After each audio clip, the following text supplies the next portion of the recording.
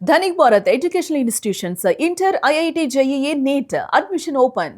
భారత senior cricket జట్ assistant coach Ryan ten Doeschate fielding coach T Dilip contract ముగిసింది.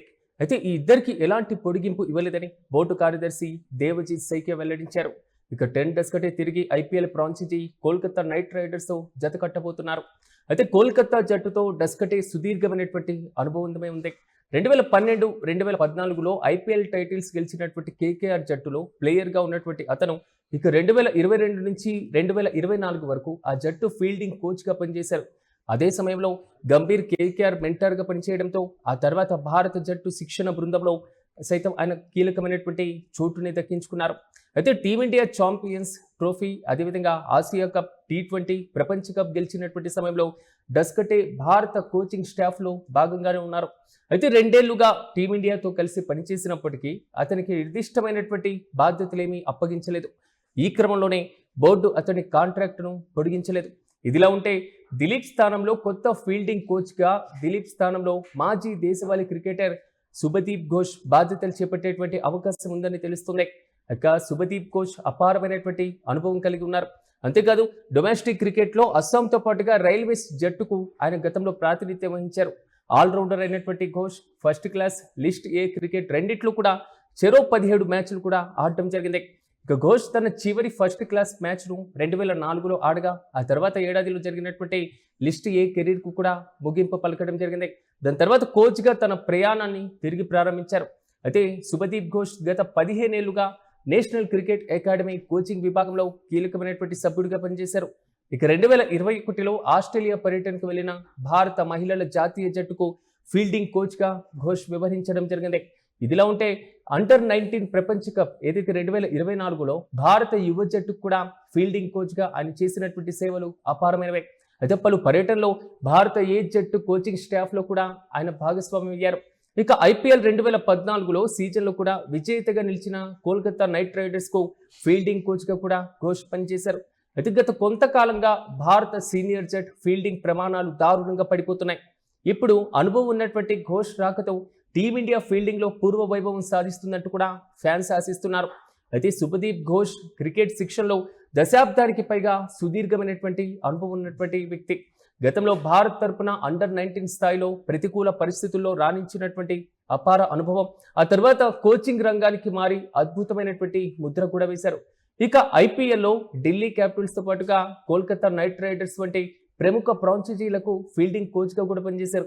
అంతేకాదు బెంగళూరులోని నేషనల్ క్రికెట్ అకాడమీలో గత 10 ఏళ్లకు పైగా వివిధ వయసులు ఉన్నటువంటి జట్లకు సమర్థవంతంగా శిక్షణ కూడా ఇస్తున్నారు.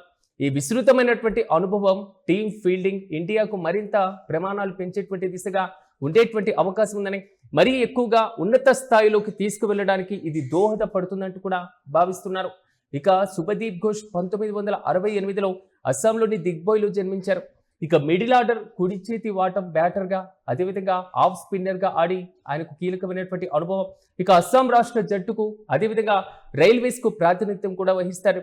ఇక ఘోష్ ఫస్ట్ క్లాస్, అదేవిధంగా లిస్ట్ ఏ క్రికెట్లో చెరో 15 మ్యాచ్లు కూడా ఆడి వరుసగా 316, 307 పరుగుల్ని కూడా సాధించారు. ఇక అతను 1994, 95లో 2 ఫార్మాట్లతోనూ అరంగేట్రం చేశారు. ఇక ఘోష్ 2004లో తన చివరి ఫస్ట్ క్లాస్ మ్యాచ్ ఆడి ఆ మరుసటి ఏడాది తన లిస్ట్ ఏ కెరీర్కు కూడా ముగింపు పలికారు. ఇక ఆటగాడిగా తనకి కెరీర్ని ముగిసిన తర్వాత కూడా ఘోష్ కోచింగ్ రంగంలోకి ప్రవేశించడం, పలు భారత జట్లకు కీలకమైనటువంటి పాత్ర పోషించడం, తనకంటూ ఒక పేరును కూడా సంపాదించుకున్నారు. ఇక నేషనల్ క్రికెట్ అకాడమీలో రాహుల్ ద్రవిడ్ ఉన్నప్పటికీ అప్పటి నుంచి అంటే దాదాపు ఒక 6 నుంచి 7 సంవత్సరాలుగా ఈ వ్యవస్థలో కూడా ఆయన ఉన్నారు. ఘోష్ 2021లో ఆస్ట్రేలియా పర్యటనలో భారత మహిళల జాతీయ జట్టుకు ఫీల్డింగ్ కోచ్గా కూడా పనిచేశారు. ఆయన దక్షిణాఫ్రికాలో జరిగినటువంటి 2024 ప్రపంచ కప్ ప్రచారం సహా ఇండియా ఏ, అదేవిధంగా ఇండియా అండర్-19 జట్లతో కూడిన అనుబంధం కూడా ఆయనకుంది. ఇక ప్రధానంగా ఐపీఎల్ 2014లో కోల్కతా నైట్ రైడర్స్ జట్టు తమ 2వ టైటిల్ను గెలుచుకున్న సీజన్లో ఘోష్ ఆ జట్టుకు విజయవంతమైనటువంటి ప్రచారాన్ని కూడా కొనసాగించారు. ఆ తర్వాత ఆయన ఢిల్లీ క్యాపిటల్స్ కూడా పూర్తి స్థాయిలో ఫీల్డింగ్ కోచ్గా బాధ్యతలు చేపట్టడం జరిగింది. ఇక టీమిండియా కొత్త ఫీల్డింగ్ కోచ్గా శుభదీప్ ఘోష్ను నియమించేటువంటి అవకాశాలు అయితే దాదాపు కనబడుతున్నాయి.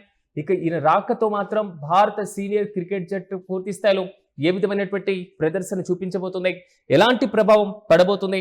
అయితే ఈయన రాకతో టీమిండియాకు మాత్రం కొత్త ఫీల్డింగ్ కోచ్గా సో ఈయన బాధ్యతలు ఏ విధంగా నెరవేర్చేటువంటి అవకాశాలు కనబడుతున్నాయి. ఇప్పుడున్నటువంటి పరిస్థితుల్లో భారత సీనియర్ల జట్టు ప్రపంచ దేశాలతో అంటే ప్రపంచ వేదికలపైన ఆడేటప్పుడు లోపాలు మాత్రం చాలా కీలకంగా కనబడుతున్నాయి. రీసెంట్గా ఐర్లాండ్కి సంబంధించిన ఇష్యూ మనం చూసాం, ఇంగ్లాండ్తో జరిగినటువంటి T20 మ్యాచ్లు చూసాం, అయితే జింబాబ్వే లాంటి చిన్న జట్టుతో జరిగినటువంటి 2 సిరీస్కి సంబంధించి కూడా ఆల్మోస్ట్ సో దీనితో విజయంతో కొంతవరకు సంతృప్తిలో ఉన్న ప్రీవియస్గా ఆడేటువంటి బలమైన జట్టుతో పేలవమైనటువంటి ప్రదర్శనే చూపిస్తున్నటువంటి వైనాన్ని మనం చూస్తున్నాం. మరి ఇలాంటి సందర్భంలో ఒక సరైనటువంటి కోచ్ ఉంటే భారత సీనియర్ క్రికెట్ జట్టు కూడా మరింత రాణించేటువంటి అవకాశాలు కనబడుతున్నాయి అనేటువంటి భావన మాత్రం చాలా క్లియర్ కట్గా కనబడుతున్నాయి. మరి ఇలాంటి సందర్భంలో అందించేటువంటి సహకారంతో పాటు వారిని ప్రోత్సహించడం, అక్కడ పిచ్ల కండిషన్కి సంబంధించినటువంటి అంశాలు, అయితే ప్రత్యర్థి ఏదైతే హోమ్ గ్రౌండ్లో ఆడేటువంటి రీతిలో కూడా అక్కడ విజయ అవకాశాలు ఏ విధంగా కైవసం చేసుకోవాలి అనేటువంటి అంశాలతో పాటుగా తాజాగా ఇప్పుడున్నటువంటి పరిస్థితుల్లో జట్టులో మార్పులు చేర్పులు అయితే చేపట్టాల్సినటువంటి చర్యలతో పాటుగా కోచ్ ఎంపిక, అంటే ఈ కోచ్ ఎంపిక అనేది మాత్రమే జట్టు విజయ తీరాలకు చేరడంలో కీ రోల్ పోషిస్తుంది. మరి అలాంటి సందర్భంగా శుభదీప్ ఘోష్ తాజాగా కోచ్గా ఎంపిక చేసినటువంటి విధానం పైన పలువురు హర్షం వ్యక్తం చేస్తున్నారు. ఆయనకున్నటువంటి అపారమైనటువంటి అనుభవం భారత సీనియర్ జట్టుకు కూడా కలిసి వస్తుంది అనేటువంటి ఆలోచన చేస్తున్నట్లుగా తెలుస్తుంది. అయితే నూతనంగా ఇంట్రెస్ట్ ఉన్నటువంటి వారితో పాటుగా ఆల్మోస్ట్ జట్టు రూపకల్పన అనేది చాలా కీ రోల్ పోషిస్తూ ఉంటుంది. జట్టును రూపకల్పన చేసిన తర్వాత అది చెప్పేటువంటి ప్రదర్శన మీద మాత్రమే దేశం యొక్క కీలకమైనటువంటి అంశాలు కూడా ఆధారపడి ఉంటాయి. మరి అలాంటి సందర్భంలో శుభదీప్ ఘోష్ ఎలాంటి రోల్ పోషించబోతున్నారు, ఇప్పటి వరకు తనకంటూ కీలకమైనటువంటి ప్రస్థానాన్ని సంపాదించుకున్నటువంటి కోచ్గా తన రోల్ ఏ విధంగా నెరవేర్చుకోబోతున్నారు. సో కోచ్గా తాను చూపించేటువంటి ఈ ప్రతిభ దేశం యొక్క టీం పైన ప్రధానంగా ఆధారపడేటువంటి అవకాశాలు అయితే చాలా స్పష్టంగా కనబడుతున్నాయి. చూడాలి ఓవరాల్గా శుభదీప్ ఘోష్ తన కోచ్గా ప్రయాణాన్ని ఏ విధంగా కంటిన్యూ చేయబోతున్నారు.